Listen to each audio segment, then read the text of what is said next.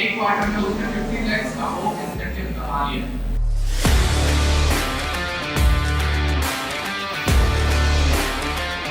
बहुत पैसा इंसान है, इतना पैसा आप अपने सोच से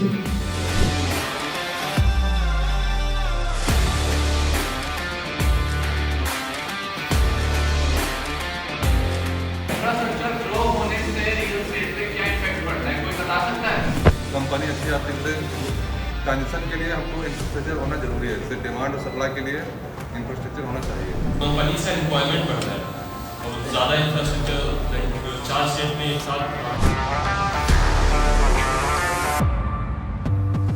My name is Jairani and I am a BCom graduate and currently I am pursuing MBA. Today in the seminar of IREED Academy. And today I got to know what are the things happening in the world and how infrastructure is literally growing in the world. So हमने जाना कि real estate field में है क्या, इसमें क्या होता है, क्या अपॉर्चुनिटीज है, करियर कैसे बना सकते हैं। So it was very interactive and fun workshop. They took a assessment test, also provided refreshment. and in today's IREED workshop, I came to learn that how we can enhance our skill, how we can work on it and how we can be motivated. That's all.